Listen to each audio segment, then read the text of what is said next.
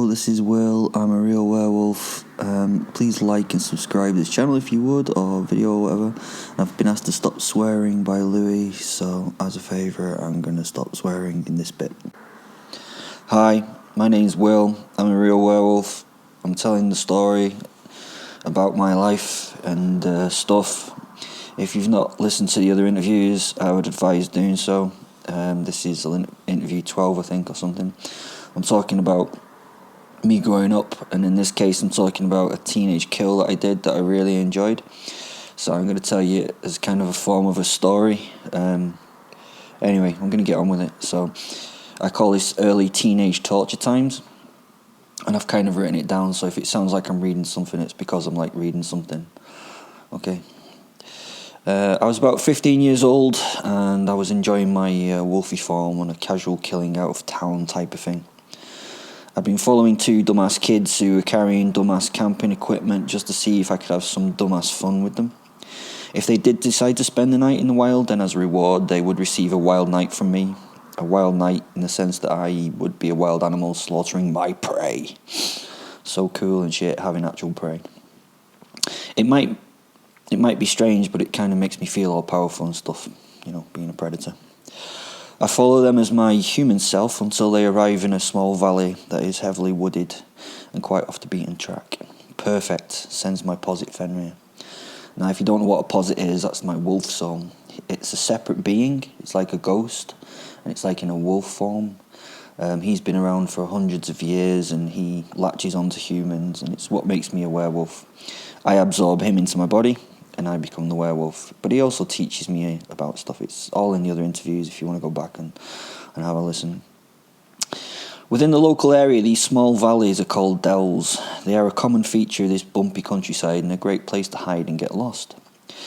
They have set up camp very badly. They have pitched their £20 dumbass cheapo tent and are initially in their dumbass tent.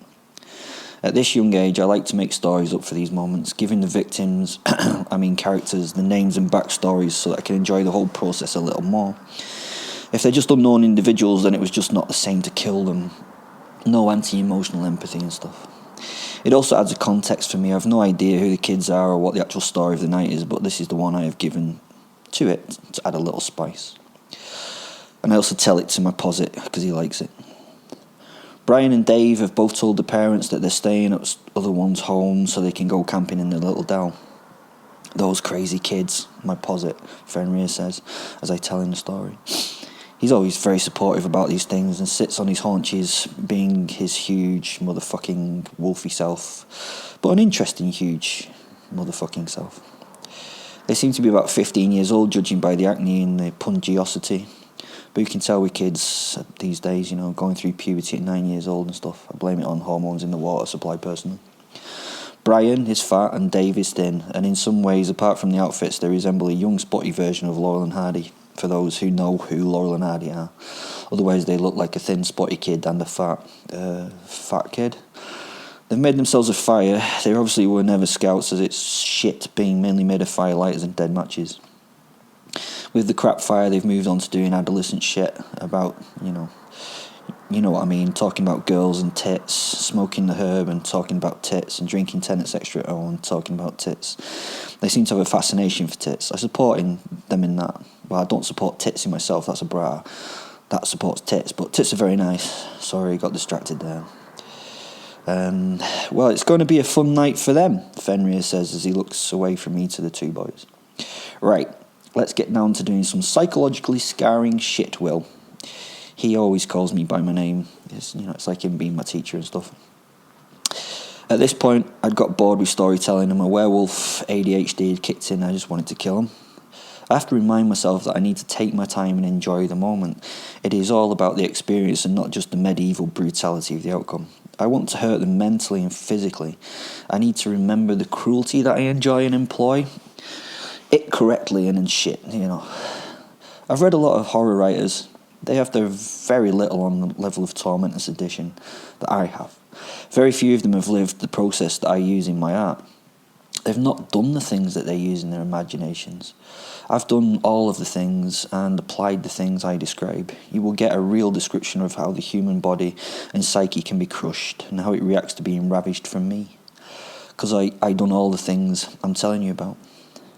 I genuinely get bored by the Saw movies and stuff. I know how people come apart, and it's not like that. I know that someone with a crushed ribcage can't talk. I know how long they will survive after that ribcage has been damaged. I know if you pierce a lung of a person, that person can then not fucking scream anymore. Honestly, it's as if none of these horror writers have ever done the field research. Each story I talk about is a description of the art form that I work in. I live it and always try to push boundaries. It took a lot of effort to get to my level of torture and violence. This particular story is a description of one of my teenage kills, so it's not as good as modern kills, but it just shows you that I'm having to practice and get better. To carry on with the theme above, I also have to tell you that humans are really frail and easy to kill. I mean, man, you guys amaze me that you make it through a fucking day. A little bump on the head or a bite of a bug and it's over. It's a miracle that you've turned into the plague that you have. So I also know how to do just enough to hurt you but not kill you. Later on in my journey, I would often let my art forms live after the piece was created. That way, it would still develop and continue to develop through time. I would check in on it now and again, just seeing how it was developing and seeing how I could really sort of add to the experience. Now, let's get back to the story, I absorb my posit, that's my wolf soul, and take my big fuck-off wolf form. We've now combined, Fenrir and me, our minds work in sync. I start to circle the camp, breaking random twigs on purpose and giving an audible little growl here and there. Every now and again I had a quick burst of movement to provide a fearful rustle in the bushes. To be honest, they're dumb as fuck. They're just ignoring it or not aware of it, so I up the ante and let out a little, I'm embarrassed to admit it, half-assed howl. They stop talking and listen. All conversation and descriptions about Susie, obviously spelt with a fucking Z. You might wonder how I know it's spelt with a Z. I just fucking know she just had to be spelt with a C. Susie. Well, the conversation of her and her tits is gone. The can of lager stays at the lips of one boy as he tries to see into the darkness outside the circle of firelight. Now they are aware that something untoward, a great word untoward, is happening, and I can feel the blood start to quicken in their veins. Their heartbeats have become audible, and they beat excitingly like the bass drum of a death metal band. I can now smell the adrenaline that is being dumped into their frightened systems. It oozes out of them with freshly produced sweat. I sense a change in their general state as they begin the prey species staple, the stress response. Cortisol is now being pumped into the blood vessels of these soppy boys. It really adds to the excitement of this exciting evening, making it way more exciting for me. "What was that?" one of them asks, his head rotating back and forth, searching the dark. They always ask that same dumb fucking question. If this was a film with a comedic bent, there would be a loud ding and some freehand graphics, maybe in a dope graffiti style, would write up, "The first is, what was that?" in big purple letters. Honestly, if I had £1 for every time I heard that, I would have, literally a few £100, because I do this thing quite a lot. Well, maybe not hundreds, but probably about 100-ish. The only sound now for the dumb monkeys is the distant traffic of the local main road and the wood being consumed by the somewhat meagre fire. And then it happened. Big pop! Suddenly one of the logs in the fire gives a massive crack as the moisture that it contains vaporizes and sends sparks and embers flying out of the fire pit. The shock of the sound causes the boys to leap to their feet and then freeze open-mouthed, listening for more. After a breathless few moments, they relax and both laugh at their actions and sit down and return to their conversation about Susie with the Z's, double D's. As it all goes on, I lie quietly resting my head between my paws and watch them as they calm themselves in that monkey way by being obnoxious to each other. I believe this is called banter and consists of them mocking each other in a friendly manner, about them being more shit scared than the other. It's not amusing in this werewolf's humble opinion and involves a lot of pretense about sexual conduct between the boys and the other respecting boy's mother. The stress hormones in their blood begin to fall as the alcohol level increases, and for a moment I let them enjoy the relief and the dopamine boost that they get as a flight, fight or freeze response. These fucking primates are congratulating themselves on surviving a pop. A big pop. Sorry, that pop was not big enough. It was more like, POP! They laugh and giggle as they find reasons for what they've just heard, blame it on a girl called Alice, who apparently is a bit of a dog. They laugh at the fact that this poor young woman should only be allowed to walk the woods at night away from the ordinary people in society. See, these people are just awful like everyone else. Oh, the humanity. Nah, you're all shite and deserve to die. I just get to enjoy it. As they start to relax, they put music through a cheap cassette player. For those of you who are too young to know what a cassette player is, then either Google it or replace it with a more modern player of music using a restricted imagination that you have. You, young person, you. They continue with the chatting and the drinking as though nothing had happened. Not very bright. Then they seal the deaths as Def Leppard starts to play. Oh, you can YouTube them if you fancy. No, that's not true. What am I saying? They were going to die anyway because they have shit-tasting music. Not that having shit-tasting music is going to save them.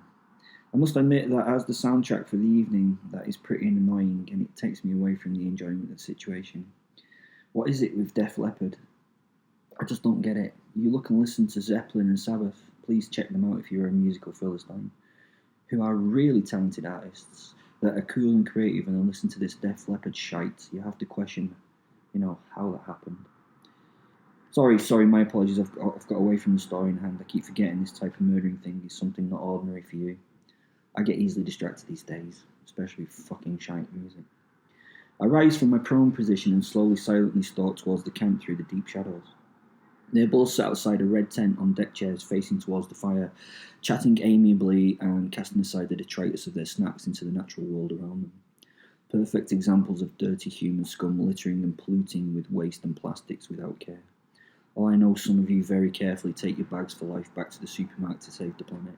You have the Prius and you try to reduce your carbon footprint, but you have Quentin and Tia, your kids, who are massive carbon footprints in themselves. You got a dog for the kids, and with that you get the equivalent of that big four-wheel drive that your Prius replaces. Just your existence in such numbers is making this planet the hottie that it is. Actually, you polluters deserve death. Never mind the fucking musical choices or the obnoxiousness. I'm not actually trying to justify myself here, by the way. I like to kill because it brings me pleasure. It is nice to have a reason, though. If these were tree-hugging hippies cleaning the area and filtering the carbon dioxide from the air with their oxygenating bong, sadly, then I would still kill them, just because it's fun to kill hippies too. I approach the camp in my wolf form, head low to the ground. My senses are tuned into the two of them. I know them in this moment unlike anyone has ever known. I enter the camp, bang opposite to them from the surrounding woodland. I carefully walk on giant paws, making no noise, even though I am shouldering my way through the thick undergrowth that surrounds the clearing. I am seeing how close I can get to them before they spook on my presence. I am waiting for that glorious moment of disbelief and then the shock as they see me stood opposite them. The moment where doubt turns into terror and the terror turns into blind panic. The moment where they make their individual choices on how they are going to respond. Freeze, fight, or flight. I replace these 3Fs with a fucking futile freakout of different types. Let's pause and focus in on me, beautiful me, just before this happens. Let me describe myself in wolf form. I have imbibed Fenrir in my posit, and God, I look good. I have an entirely matte black pelt, not with the conditioned shiny hair of your lovely black Labrador's smooth coat, but covered in something similar to soot-blackened wire wool. The outer hairs are very rough and thick and are quite protective if tested by blade or tooth. I know that because it's been tested by blade or tooth. Below these wiry guard hairs is a soft black furry fur. I think that is an insulating layer for warmth, and it keeps me toasty even in the coldest of cold situations I find. It also somehow keeps me cool in the unbearable sun. I mean, it's weird if you think about it. A black pelt being cool in the noonday sun is definitely unphysics. My black pelt absorbs even the small amounts of light that are managing to get through the trees from the glowing moon bitch. On the darkest of nights I am like a black hole, a wolf-shaped silhouette, a silent shadow beast that stalks the night. My eyes are not red glowing nimbuses or anything like you see in the movies. Honestly, the films just do not do me any justice. They are a cool yellow-green. They do not glow or anything cool like that, but I do have that reflective retina thing that nocturnal animals have. It's called a tapetum. So with a little light, the eyes shine, making them appear as if they glow. I know all this and can use it to significant effect in spooking my prey. Oh, and seeing shit in the dark too. As a big-ass wolf-shaped shadowy thing with glowy eyes, I can often be the last thing, and have been the last thing many a victim sees. I am fucking huge, by the way. No, I mean huge. I would use more than one exclamation mark for that statement if it were not the realization that having more than one exclamation mark is a sign of madness. That's what Terry Pratchett says Terry Pratchett knew his shit. From my forepaws to the tip of my ears, I am 8 feet tall. That's 96 inches. For you metric types, that is 2.5 meters tall. This writer is an old English education person, not a decimal person. So 8 feet tall is right. I've no idea how long my body is from the tip to the snout, or tip to the tail, or what I weigh, but I am fucking huge. That apparently means I'm a little bit mental too. Who would have thought that I'm a little bit mental? I've measured my paw prints after leaving them in the mud on a hunt night before. They measure 11.5 inches in length and 10 inches in width, which is significant. Significant. That's fucking massive, that's what that is. What's that in centimetres? 30 centimetres long by 25 centimetres wide? Oh, who gives a shit? It's all extraneous detail that no one really gives a flying fuck about. Although it is little known but uninteresting fact that wolves have evolved large paws in comparison to their body weight, so they can run over the surface of snow when hunting. They don't sink through the crust. That's an exciting fact, actually. So you get the idea that in my wolf form, I am big.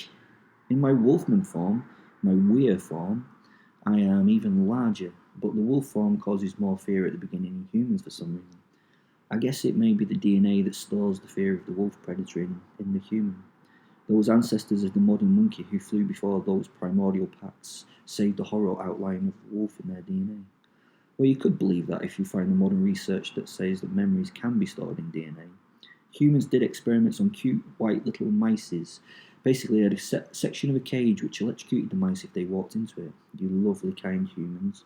After a while, the mice avoided that painful area. Then the mice that had these experiences were bred, and the offspring of the mice were put into this cage, the same cage, without the parents. And guess what? Somehow they knew that they should avoid that corner of the cage. They were not taught this fact, neither did they learn to avoid this section of this cage through experience. There must be memories passed in DNA, huh? Clever. Clever shit. And how did you find it out? Through torturing small, furry creatures. You humans are so great. Memories of a wolfman do not get stored in this way. You are pretty sure to die if you see a wolfman. Right. Had to get that out of the way, so that you can use the imagination of yours to see in your mind's eye what these two no ones saw. What did I name them again? I think it was Dave and Brian. What Dave and Brian started to see as they slowly emerged from the rhododendron undergrowth I wasn't far from the fire, was a big wolf. It does not sound all that scary written there, but oh, I am sure it was for these two young gentlemen. I edged forward, just waiting for that moment where they first saw me. Honestly, it is extraordinary to see what people do. They often do that double take thing that you've seen hundreds of times on your cartoon TV programs.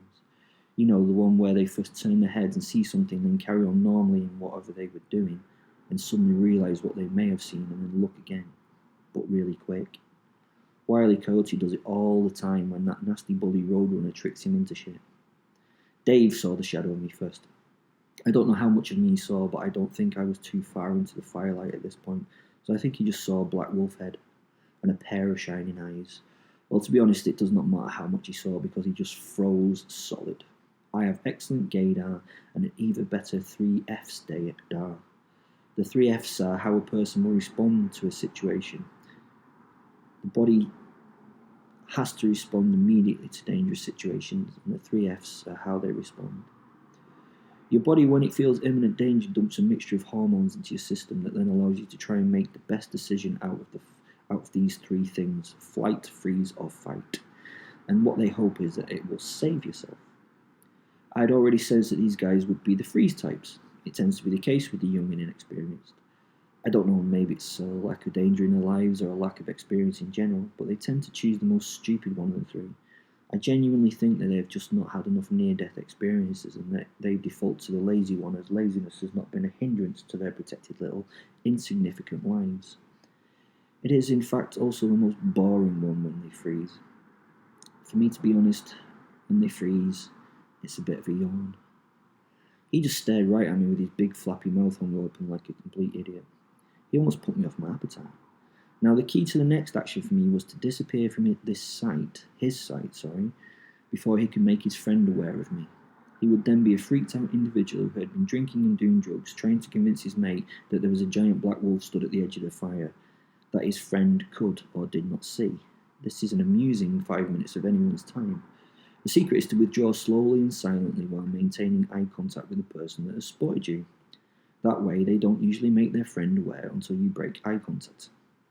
A quick movement snaps the prey out of freeze response into the utter panic of the moment, so I slowly withdrew back into the bushes and moved to the opposite side of the clearing to watch the next few moments. The beer can fell from Dave or Brian's hand.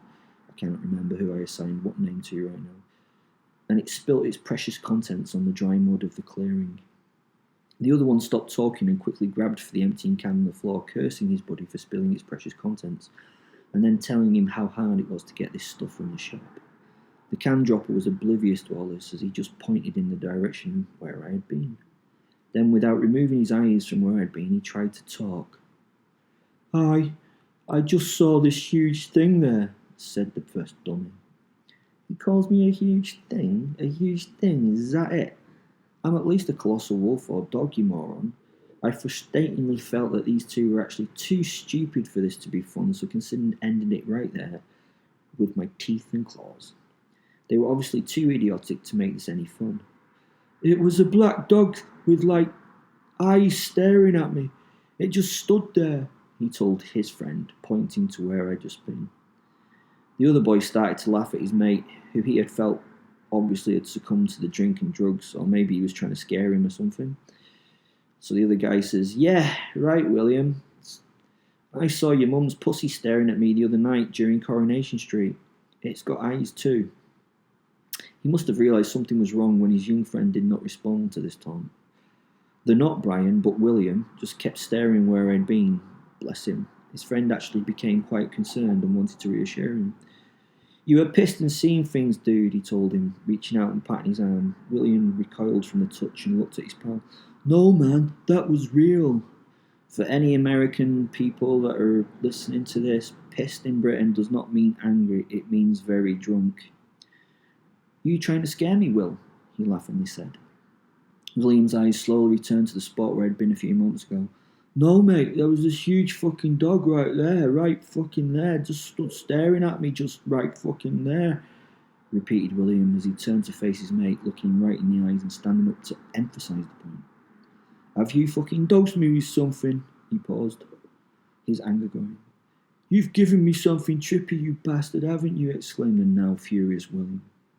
Dave, at this point, just sat up looking at William. He looked deep in thought and very confused. No, mate, definitely not. Mark had nothing left. No, mate, honest, I would not do that shit to you anyways. That would be uncool, he replied, his body language showing that he meant what he was saying. He was getting a little concerned about what was happening. So what the fuck did I see then? Said William. Wow, anger is cool. That's a rare emotion you see at this point from a monkey. An infrequent response for this type of situation. People do sometimes get angry at being scared, and my little mate here was hiding his fury well. He was also going to blame it all on his friend, little dark-minded bastard. I actually was quite impressed by him. What the fuck was that then, Rich? Shouted the angry William, and then not Dave, but Rich. I don't know, mate. I saw fuck all. Nothing to do with me. You're just pissed, mate. Sit down. Sit the fuck down. Nothing there now. It's 'cause you're a psycho, mate. Those drugs your doctors have you on do weird shit to your mind, innit?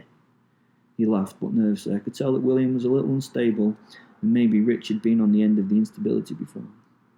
The angry lad, now hugging himself, stared down at his friend. His hands were flexing, and he considered his next move. Once more, he looked back to where I'd been standing, and he snatched the can out of Rich's hand and sat back down in angry silence. This explanation by his friend seemed to mollify the boy. Excellent. William was a fucking mental case, and I got to play with that. Eventually, the conversation between the two boys started again, and everything became friendly and cordial. As Rich passed him a badly rolled joint that he'd lit for him, my presence was soon forgotten. This particular kid must have psychosis if he was willing to think that seeing me was just one of those things that happened inside his head. This was going to be great. He would not be able to work out if I was real or imaginary. So now I needed to get my presence felt more and get them to see the point of hopelessness that I crave. One problem I have now that was not an issue then is the invention of the mobile phone. Honestly, this one little invention has made life so difficult for me. People have to be somehow stopped from using them in these scenarios these days. If my possible victim gets one chance to make a quick phone call, it can ruin my evening and make these little dioramas that I so carefully build end quickly without any of the long drawn out psychological torture that I love so dearly. It's not a perfect, horrific killing when you just do the physical shit to people. Oh, and don't get me wrong, it's fun, but it's like having quickie sex. It's good, but it does not have that whole fulfilling thing of romance and decent foreplay. So mobiles can be a real issue. Not only because people can phone, but they can also photo and film. This was a time when these things were rare, and it was very rare in this story. So you could not guarantee that they had them. So annoying, but these guys defo had nothing to call for help with except for their voices. The good old days. So now I add the fear slowly without them really getting panicked too quickly so that they would try to bolt or run off. A bit like boiling the frog. You know the idea, I hope. The story goes, if you put a frog into boiling water, then you're not only a dick, but it will try to escape by jumping from the water. It's an accurate tale because I've tried it. They try and jump out of the pot really fast, so you have to have a deep pan and a shallow bit of boiling water to stop them leaping out. Also, if you put a lid on it, you can watch the frog smash its head against the glass before it dies. It's amazing to hear them pop when they cook. They pop like popcorn. The internal organs are in like a sealed bag if you think about it. And then when that pops, it pops when the heat expands it. The contents go flying out, and yeah, it all happens a bit too quickly. What you do get is frog soup, but don't eat it, it tastes disgusting. I've done the boiling pot experiment with a few different animals. It's not just frogs that do the jumping, most beasties try and escape. On the other hand, if you put the frog in the pot and then slowly increase the temperature over a long period, then the frog will just sit there and get boiled without any panic. It does not notice the fact that it is being cooked slowly. Cats, funnily enough, do feel the slow change in temperature and still try and get out of the pot as you add heat. I hate cats. The reason I hate them is not that I am a dog-like thing and that is what we're supposed to do. It's because I think they're just arrogant, stuck-up creatures with too much self-importance. Why do so many cats disappear in the area around me, never to be found? I like to microwave them or poison them. A cool fact is that the Welsh for microwave is popty ping. Cool, huh? Anyway, sorry, back to the story. So what I had to do was just slowly ramp up the fear so they just, would accept it and do nothing rash to end it too quick. The good thing was they were drunk and stoned, and so really would not want the attention of parents or police unless it was a life or death situation. Sadly for them, it was not. It was just a death situation that they were in.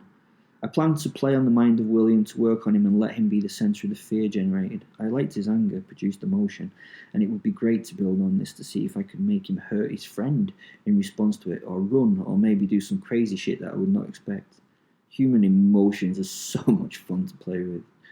One of my favourite times to play with someone's fear is when they're struck by a call of nature. Humans tend to do that away from others when they need to, so it's a good way of getting to know them on a one-to-one level a little better. So when I saw William put down the can, leave his seat and start walking to the edge of the firelight, I knew it was an opportunity to add slightly to the fear. His eyes were adjusted to the light of the fire, and so it would take a while for him to get his shitty human night vision going, so I knew I would have to be quite close to him for him to see me. As he undid his fly and rummaged and focused on removing his bits from his trousers, I slowly worked my way up towards him, silently unseen. He sighed a deep sigh of relief as he started to urinate. Only then did he realise that the tree next to him was actually a fucking wolf. I think he may have slightly soiled himself as he leapt back in shock and peed all over himself. I burst away into the dark, making an incredible amount of noise as I disappeared into the bushes. At a good distance I smiled as I jogged away, leaving behind a screaming, swearing William sat in a puddle of his own piss. He was sat there wondering what the fuck had just happened. Chaos broke out in the campsite. Shouting and flapping was in full swing from both parties. I had to be ready now, just in case. William was still on the floor at this point and was scrambling back towards the fire. His loose pants were now around his ankles as they had been dragged down his legs as he pulled himself along the ground. He was pointing in the direction of his piss and yelling shit. "Who the fuck is there? Is that you, Carl?" Stop fucking about, man. Come on, man. This is not funny, he was shouting into the night. He was wrong on 2 counts. There was no Carl, and it was funny. I was actually finding it fucking hilarious. Rich at this point had got to his feet and was looking over in the direction that he pointed his finger. He walked over to William and started to gesture and joined him in asking the not there Carl in the darkness to stop messing about and come out. They kept on repeating how it was not fucking funny, man, and that Carl just needed to show himself. Then I noticed him almost too late. Another human was actually making his way noiselessly towards the site. William at this point had stood up and pulled his pants up after falling down again. Once in his pants, he rushed to his pack where he dug out a knife. With the knife in hand, he started shouting into the darkness that he was going to have it. The person making his way towards the camp stopped when he heard all this commotion. He started to shout back to the scared boys, "Hey guys, it's me, Carl." I heard it shouted, so I guess that was Carl. Silence descended in the camp as relief swept over them. It had been their friend all along doing a prank. Phew. As Carl moved forwards, I slowly and silently snuck up behind him as he continued talking to the guys. He had no idea I was there. The light cast from his torch gave no night vision, and on top of that his focus was entirely on the camp. "I'm here, Rich," Carl shouted out. "Managed to get away just now, been a pain in the ass to get out. My mum was having none of it. Left after she went to sleep. All right if I come in?" I could not see the camp, but could smell the relief from the boys. "Stop fucking about then, Carl, and get here, mate. It's been weird one. This weed is super strong, you got us. Been seeing stuff," said Rich, laughing a little. Carl was only a few yards away from the clearing now, so I made a snap decision. Literally a snap decision. I snapped up Carl gently around the waist with my mouth, as gently as I thought I could, and still keep him from escaping. As my jaws held him, he in response started screaming and flapping around like a flappy thing. To pacify him a little, I gave him a shake and slowly carried him away from the camp. I was hoping only the boys would hear the screaming, and there was hopefully no one else in the local vicinity that would then make this interesting. I could not see the effect of the sounds of this screaming friend on the 2 boys, but they would either think that Carl was still taking the piss or that he was in actual real trouble. I imagine it must have been horrific to hear their friends' cries for help and screams of pain to disappear into the distance slowly, or infuriating if they thought he was trying to, take the piss out of them. I'd bitten a little harder than I thought. Quite a lot of blood started to enter my mouth. The screaming and shuddering boy seemed to deflate and go limp in my jaws. He was definitely not dead. He'd done that weak-minded thing of just giving up hope. I'm always disappointed in that. No fun to be had with him now, so I just bit him hard through his lower spine and his guts, shaking him apart with the back and forth like motion on my head. It showered the local vicinity with guts and spattered fecal matter. Yuck. Finally, I spat his legless and lifeless torso onto the floor and ate a little bit before returning to the main room. After eating, I left his remains in a pile and trotted back to the camp to check where the other 2 got to. In a perfect world, the 2 of them would have broken into a panicked run. I could have done with a chase. A bit of exercise would have been nice. But when I got back to the camp, the 2 guys were huddled together in the centre of the clearing near the fire, back to back. They were now shaking and crying, not knowing what to do, and sadly not running. The sounds that they heard during the kill obviously had not sounded like Carl was taking the piss. It must have seemed absolutely real. They were there now, one with a knife, one with a stick, both looking very scared. The music was still playing, and neither of them spoke. After a few more moments, they began to talk to each other, trying to convince themselves that it was Carl still playing some kind of trick on them. They were shouting at the now dead boy, telling him to quit it. They were shouting about how they were going to kill him when they revealed himself. It's a bit late for that, guys. "Carl, come on, stop fucking about, please."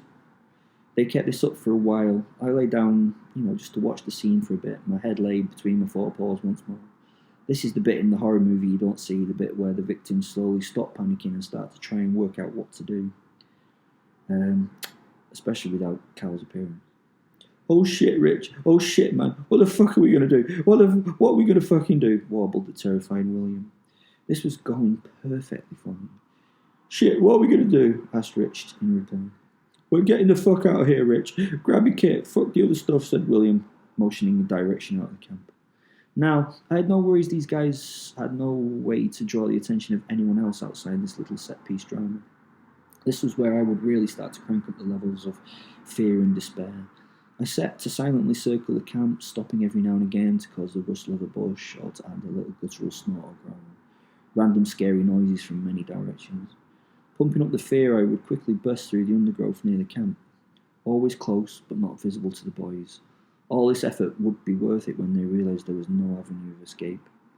They again had stopped what they were doing and stood transfixed, only their heads spinning like tops, desperately searching to see what was making a noise.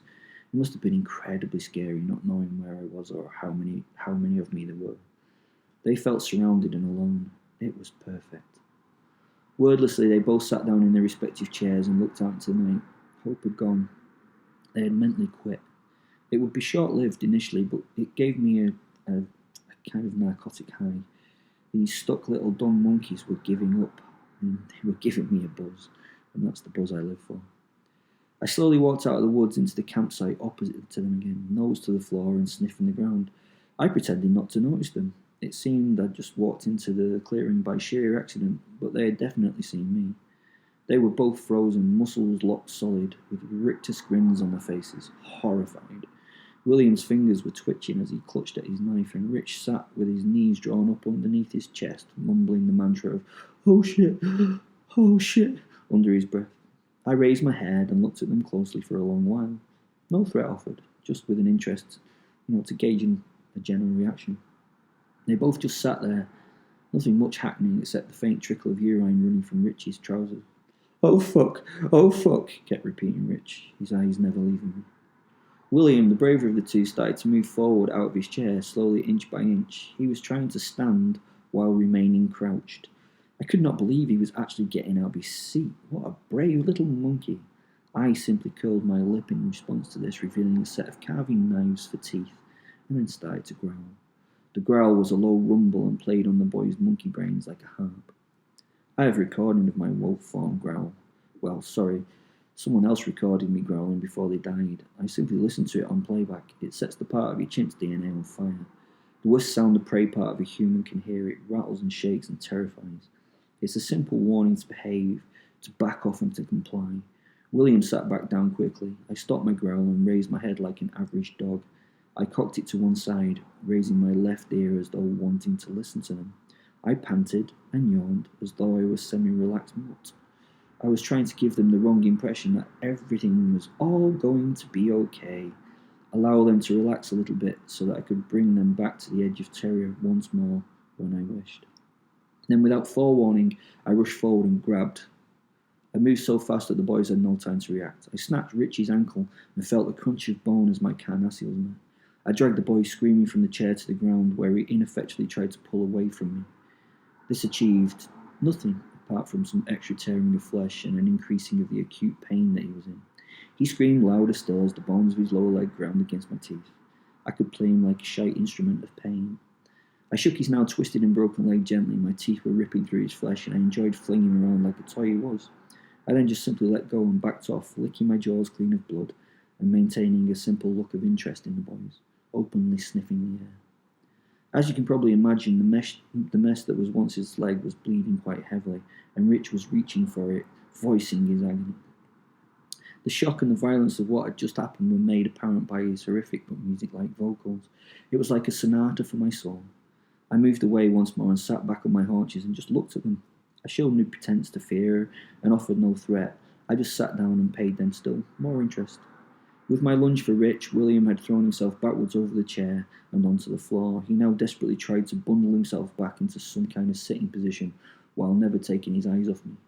He was listening to his damaged friend screaming, and his own tears were filling his eyes. "William, help me! Please, for fuck's sake, help me, William!" Rich pleaded, before he burbled in a snotty sort of damped silence. Tears were running from William's eyes as he mumbled like a distressed child. I couldn't actually tell what he was trying to say, and he didn't know what to do next. I tried to control William's mind. I tried to put the next thought straight into his cortex. "Run, William. Please run." He did not. He slowly stood up, using his right hand on the back of his chair to steady himself. His left hand pointed towards me with a knife. His weapon was weaving around like a drunken Achille. However, he was definitely pointing it in my direction. I was impressed. This was an incredibly rare reaction on the part of the average human. Rich, on the other hand, lay propped up on an elbow, crying and pathetic. Wow. William, you're a pure psychotic little devil. I actually really like you. I moved forward towards Rich again, sniffing along the floor, and got to within a touching distance of his leg. Keeping one eye on the knife-wielding William, I touched Rich's foot with my nose and sniffed at it and started to lick at it, removing the build-up of blood gathered there. As I looked at the injury, I could see it hurt and freaked Rich out. He cried again, shouting at me. He was trying to get me to get away. He raised himself from his back to his hands and started to move backwards, dragging himself along the floor. I stopped him moving by putting my paw just above the broken ankle and effectively held him so he couldn't move any further. Please get off me, please, it hurts so bad, please get off me. He turned to his powerless friend William. William, please help me, get it off me, please, William. Rich reached down and tried to pull his mangled leg free. I snarled and nipped at his hand and he flinched it away. He'd had about enough and he cried out in anguish, throwing himself flat on his back. He reached towards William with pleading arms and getting no response took his hat off his head, covering his eyes with it. He must have been thinking that if he could not see me, that I could not exist. Fucking humans. The blanket against the bogeyman theory, a common method of protection as a last resort. I now lay down, my paws on his legs, my body weight was holding him there as I turned my attention to William. He was just standing shaking. He'd been somewhat sensible in keeping the chair and the knife between us, but it really was a useless effort. Ignoring William, I started to take an interest in the body before me. I decided it was time to eat, reaching down and biting into the broken ankle of his friend. I ripped and tore, shaking my head and wrenching it so that I could remove the foot from the leg of the doomed Rich. He, throughout this process, screamed, begging for help. He asked me to let go. I dropped the foot to the ground and stopped briefly to look at the reaction of the other boy. He did nothing. He just stood watching. I reached down again and carefully got hold of the material of Rich's jeans and I started to rip them off his legs. It took some effort, and his body was thrown around as I did so. It was not a pleasant experience for the poor Rich, as I stood on him hard to extricate him from his jeans. He was not happy, and did a lot of whining and screaming and retching before finally ended up on his belly in the dirt, trouserless. His eyes never left his friend, and he never stopped reaching towards him, and screaming for his help. Once satisfied with my work, I began to eat. I bit into his lower leg and removed the calf muscle as a lump. The boy started wailing and kicking as I tore the flesh away from the bone and the skin. It took a little while to get it clear and I, pardon the pun, wolfed the lump of meat down. The blood pooled on the ground and I kept looking at his friend to see his reaction. There was very little. He just stood there licking his lips and shaking. So I carried on eating the living flesh in front of me.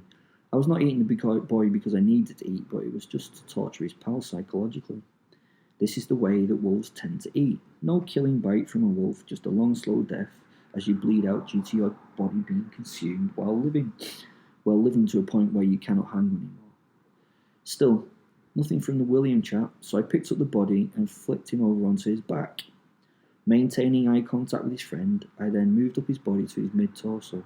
It was easier to get into the carcass through the guts, no bones or sinew to get through, just the muscularity of abs and obliques. Again, I ripped the clothing off his upper body, pushing the flailing Rich down into the ground with my paws so he could not move. I then bit deep into his abdomen, grabbing flesh with my incisors and pulling and tearing to make a hole into which I could start to get a good grip on his entrails. Rich laughingly struck out at me with his right hand, so I removed it with a simple snap of my jaws and it fell into the dirt.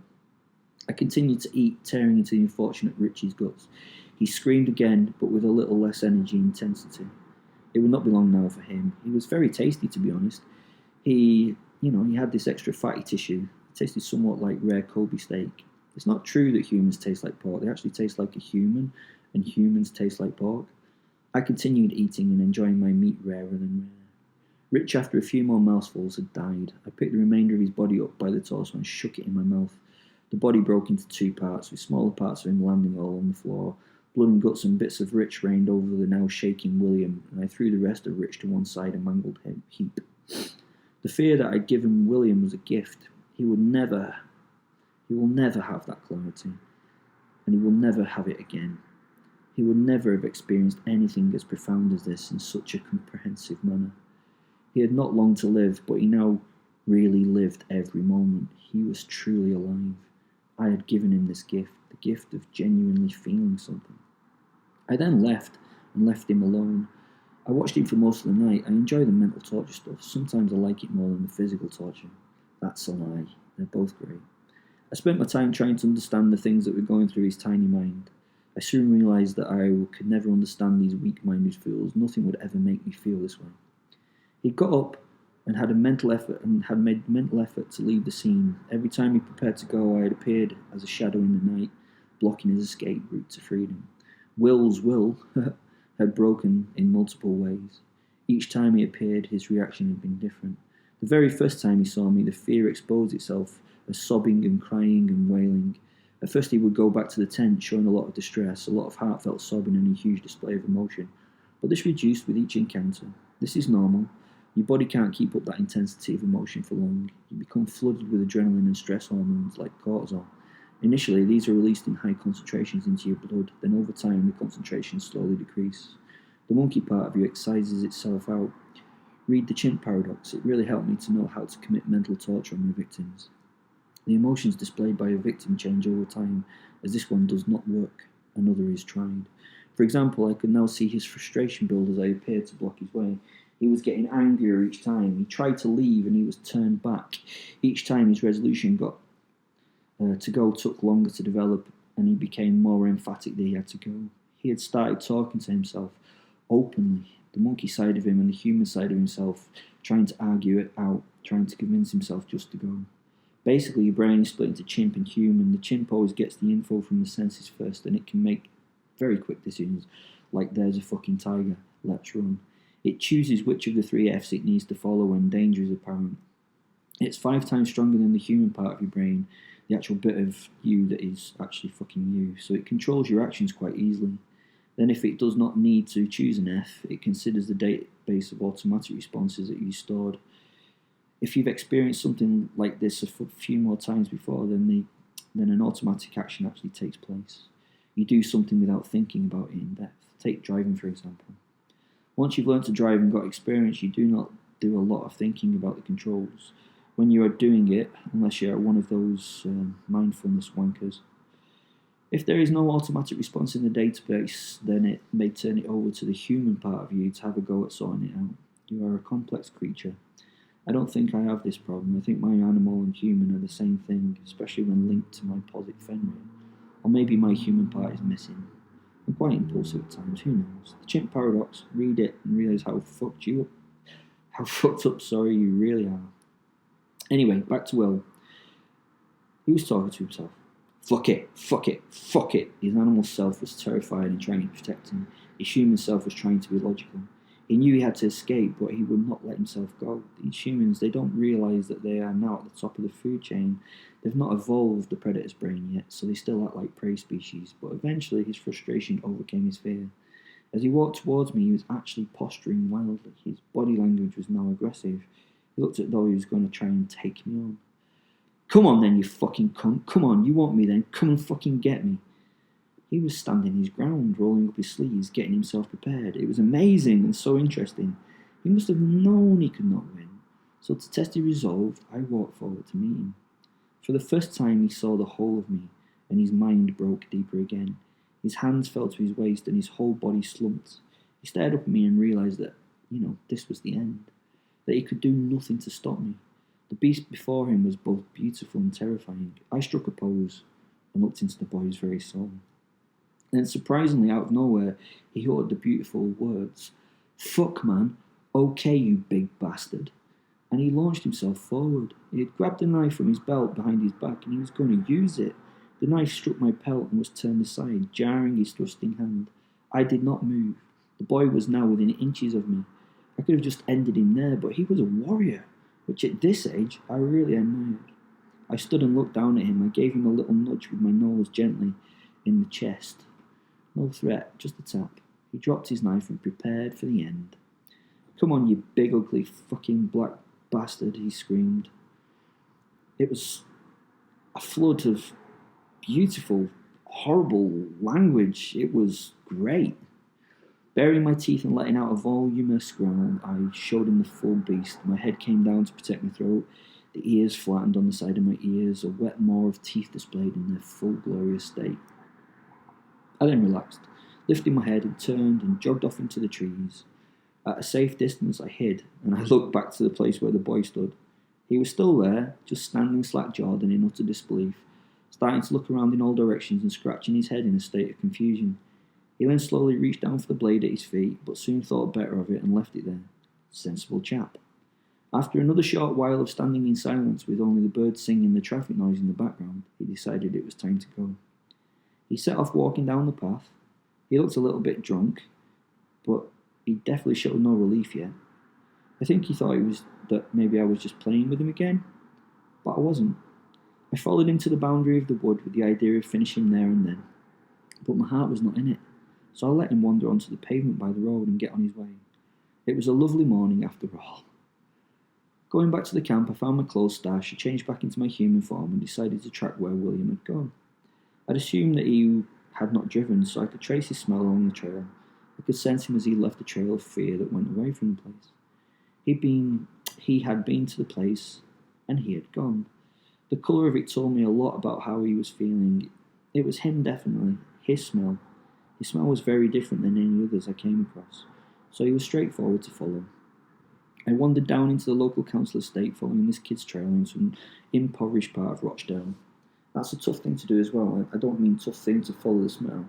I mean get a more impoverished part of Rochdale than Rochdale. Rochdale is a shithole. Sorry, Rochdalians, but there is a distinct reason your population is the mainstay of the Jeremy Kyle show. Great shows like I Fucked My Sister's Best Friend's Daughter and My Other Brother's Best Friend's Sister's Daughter Got Pregnant. But him living in the roughest part of Rochdale almost made me feel sorry for him. Almost. I wandered the roads until I found his door and stood in front of it for a while. I stood and thought about my next move, then I realised that, fuck it, his life was awful, let him live. I wonder how this experience affected him in life. Did he believe it had happened? Did he relive it in his dreams? I always wondered. I later found out that this kid had become the landlord of a pub he named the Black Dog. He'd jumped well on this story, and he'd become quite a success. I was meant to go to the pub and talk to him about his experience, then maybe kill him. But to be honest, couldn't be asked.